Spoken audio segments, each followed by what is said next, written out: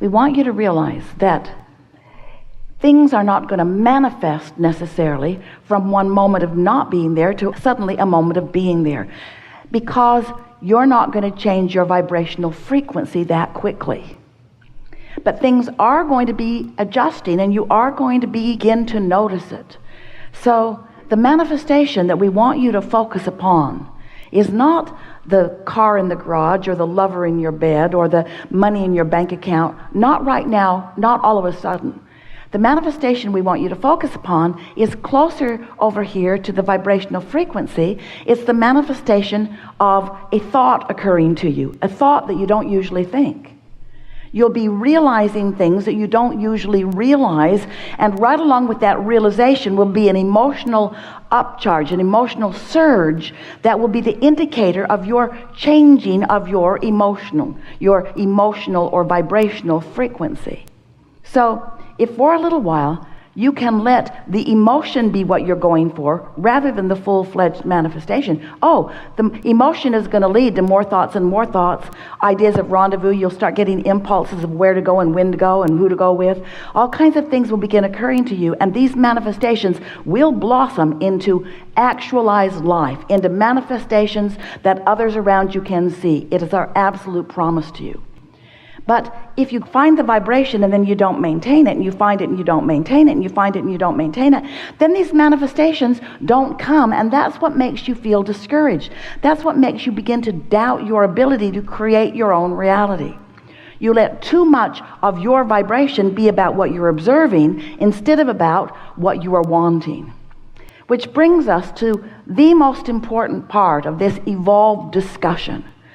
We're talking about you creating your own reality, but we want you to understand that if you are living conditionally, where you are so fixated on the conditions of what is right now, the conditions of what is right now will prevent you from ever having the improved version. Because you can't offer a vibration of what is and a vibration of what is coming at the same time. If you're focused upon the absence of something that you want, that's the vibration you're practicing, and it will keep you from realizing the path. Because law of attraction is drawing all cooperative components. It's already been assembled. Your vibrational reality contains everything that you want. You've just got to get in the zone, in the vibe. You've just got to get in the vibrational frequency vicinity so that you can begin realizing. You know how sometimes when you say, oh, I just got the best idea. That's why you let down your negative guard. For some freakish reason, you were feeling good. And in that absence of resistance, you got an idea. But most of you don't keep the idea alive by nurturing the fertile ground that allows it. Instead, you kill it with reality. You say, oh, but that's not likely. I don't know others that have done that. It hasn't been working out that way for me. You argue for your limitations by pointing out what is. And what is not the friend of what will be. Often. Sometimes it is. In other words, if what is lovely, focus on it as much as you can, and more like it will come to you. But you want to be a selective sifter about what you focus upon. So this now reality is full of conditions. And as you focus upon the conditions, the condition, whatever the condition is, I must deal with this condition. Esther twisted her knee, pulling a very heavy suitcase, and it's been bothering her, and she finds herself focusing upon the condition of her knee. Hard not to. It hurts. Hard not to. It's slowing her down. Hard not to focus on it. It is a reality that gets her attention. But what she is realizing is she can hold the sore knee with her indefinitely by giving her attention to it.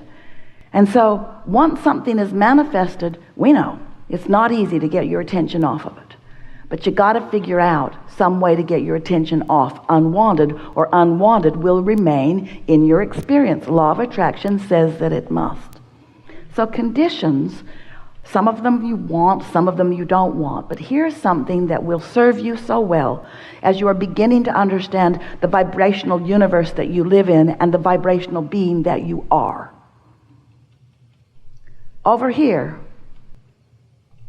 is a vibration that we're going to call, in as emphatic way as we can because we want you to remember it evermore, it is an unconditioned.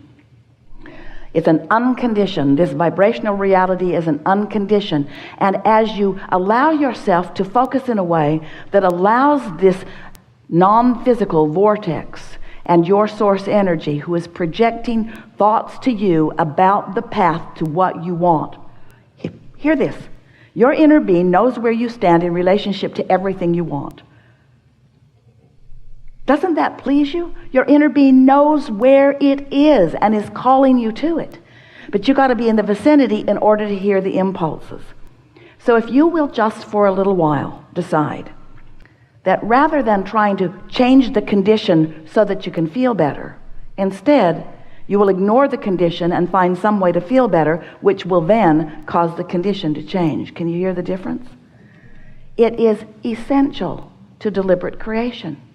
Focusing upon an unwanted condition sets a vibration that holds it in place. But being unconditional means using your willpower, that's the only way we would use willpower, to focus on something that feels better. There could be 10 subjects in your life that are important to you. And let's say 9 of them are going extremely well. But you could focus on the one thing that isn't going well. And as humans, that's what you usually do because you're trying to find a problem and wrestle it to the ground and kill it. This universe is based upon attraction and inclusion. When you say no to something, you're actually saying yes to the thing you don't want. Yes to something you do want brings it. No to something you don't want brings it. So here is this condition that you don't want. And as you focus upon this unwanted condition, you hold yourself vibrationally apart from what you want. So if you would decide that caring about how you feel matters, it matters so much that this condition takes a second or third or fourth or fifth place.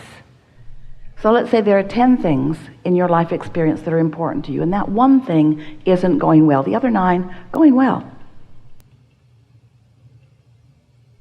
If you would focus upon the 9 things that are going well, or even one of the 9 things that are going well, that 10th thing would have to come into alignment. It would have to. Because vibrationally, you've cleaned it up. Vibrationally, you're using the 9 things that are going well as your reason for offering your vibration, which means you're now getting impulses about everything else. You're getting impulses about the thing that isn't going well. Let's turn it around. Let's say 9 things are terrible, and 1 thing is going really well. And as you focus upon those 9 things, you feel awful. But as you focus upon the 1 thing that's going well, you feel better. So you focus on it more and more, so you're feeling better more and more. So now the other 9 things are coming into alignment because you're holding yourself in a frequency that allows the solution that you're looking for. The vibration of a solution and the vibration of a problem are completely different frequencies. So what's the point of all of this, Abraham? What's the point of all of this contrast that surrounds us? Well, the contrast causes you to identify what you want. It's really step 1 of the important creative process. If you don't know what you don't want, you can't know what you do want. So step 1 is that discerning and asking process, and that's that rocket of desire that goes into this vortex that your inner being stands and holds and summons to you all the cooperative components. The question is, are you one of the cooperative components?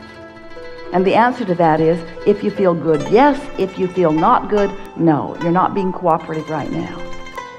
So step 1 is you ask. Step 2 is Source stands there with all that you've become and summons by law of attraction to you.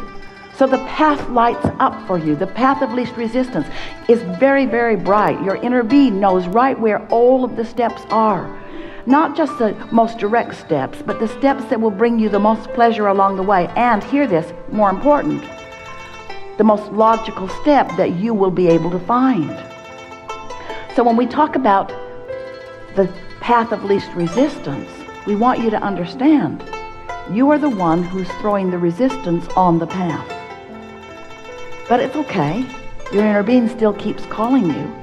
And the more you get into this place where you are realizing the revelation that is being offered to you, the more that path of least resistance will clear up until in time there won't be resistance that you're tripping over. Ease and flow and fun and full and fast and life. That's how you're supposed to feel, you see. So step 1 is life causes you to ask. Step 2 is Source gathers it all up, holds the frequency of it, and calls you to it constantly. When you ask, it is given. That'd make a really good book. Oh yeah. But the third step is what we're talking about with you. That is, you got to find the frequency. And you got to practice to find it, which means you got to care about how you feel. You got to find the frequency that puts you in that place of realizing, and then you're off and running. There are no limits for you. There is nothing that you cannot be or do or have. If this time-space reality has the wherewithal to inspire within you the desire, this time-space reality has the wherewithal to deliver the full manifested goods. So what we're really talking about is you finding some way to be happy in the interim between the vibrational reality and the fully manifested reality. And don't misunderstand us. Sometimes you do. Sometimes you think, oh yeah, Abraham just wants us to get happy so we don't notice the things that aren't working out for us. But that cannot be, because when you get happy, the things that you want cannot be avoided by you. They have to come, and you will realize them. And oh, what fun it is to consciously define desire and then deliberately tune your frequency by caring about how you feel, and then getting to witness the path unfolding. Such a fun path. After a little while, you'll begin to understand that the journey was what it was all about, that the destination is fleeting. Don't misunderstand. We want you to have all that stuff you want. We want you to have every bit of stuff that you want. We want you to have it. You have come into this leading edge place because manifestation is the leading edge way. We're not trying to talk you out of your manifestations. We're just wanting you to find more joy on your way to them. And so often, the things you want beat you up because you don't have them, and then you feel some sort of discouragement or blame about why you don't. Very clever. Must be my mother's fault. It's usually what you say. I think it's my mother's fault. Should have been different early on, and I would have had a much better go of it. We say, your emotions are here and now. You have control of them here and now. Stop dredging up that old stuff that doesn't apply anymore. All of your power is here and now. It's time for you to cash in your vibrational currency.